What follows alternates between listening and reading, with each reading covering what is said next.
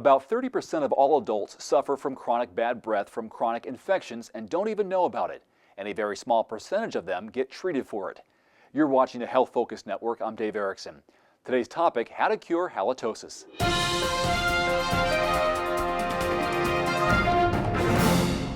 Joining me today is Dr. Charles Regalado. Dr. Regalado has been practicing dentistry in the state of Washington for more than 20 years. And Dr. Regalado, not easy to assess your own bad breath. Usually someone else has to tell you, and it can be embarrassing, but it is quite common. You see this a lot?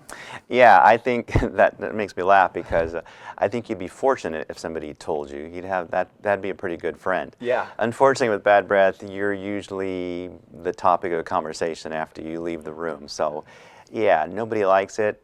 Not a fun thing to have. People are probably offering you mints and gums on a regular basis. That's your clue that you have bad breath. It's a good clue. It's called halitosis. How common is this for people to have? Well, certainly there's temporary varieties, of course, caused by foods and things like that. We could get into that subject. And then there's also systemic problems. Some people will have just chronic stomach illnesses, chronic sinus and throat diseases, or some kind of an inflammation or process going on there where the bacteria are thriving, and that's going to come out, of course, in your breath. Does this have anything to do with how often you brush your teeth? Oh, it has a lot to do with it. Yeah. But there's a lot of things that might be going on in your mouth that you're not aware of. Frankly, one of them might be maybe bad dentistry. You know, you've got to have good dentistry, smooth dentistry. You've got a lot of areas where bacteria can catch and get underneath the crown or a filling, and you might brush and floss and you can totally miss it. Some people, I should say, a lot of people will have a crown, for instance, and there's decay going on underneath that crown and they don't even know it. And so they can't figure out why their breath smells bad. And so those are certainly factors that are going on. So yeah, having a clean mouth and regular checkups is a big first step. Tobacco, alcohol, and we've talked about this before, periodontal disease, gum disease can be a reason why you may have that. Yeah, I will say it again, tobacco is a killer when it comes to not only your teeth, your gums, the bone, but that constant drying effect with the nicotine in your mouth is just creates a haven for bacteria, and it's just not going to go away.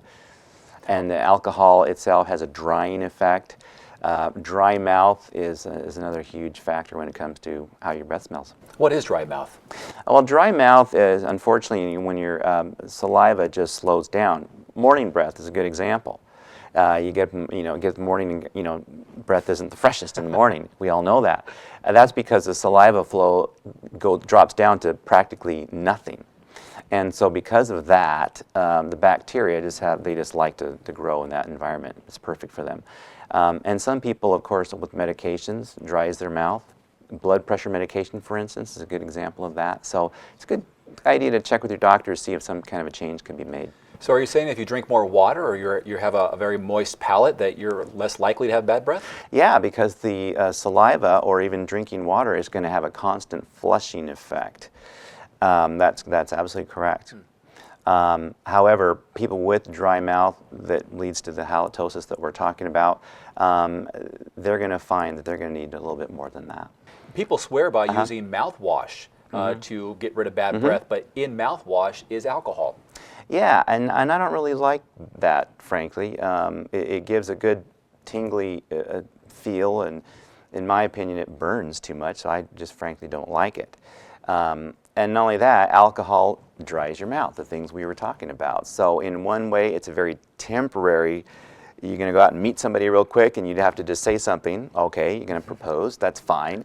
But after that, if you want really long-term, stay away from the alcohol-containing ones and get some of these mouth rinses that don't contain it and that break up those sulfur compounds. So in a couple of bullet points here, how to cure bad breath. What's the takeaway on this? I think the word is out there more, so this may not be a big surprise to people, but the tongue is probably the #1 reason for bad breath, besides, if you had periodontal disease. And people don't brush the tongue or scrape the tongue. So my recommendation is to get a tongue scraper. I don't want people to use their toothbrush per se, because I want that for the teeth. And not only that, most brushes don't quite have the the texture and the stiffness to really get a good cleaning job on your tongue. So there are tongue scrapers. You can get them from your dentist. You can get them in stores.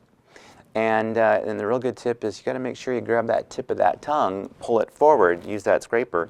There's some big structures way in the back. They're very large, and they just trap a lot of bacteria and food debris. So you got to get back there and use a tongue scraper, and you will probably find your breath improving by about 60–70% just by doing that. Dr. Regalado, thanks very much. All right, you're welcome.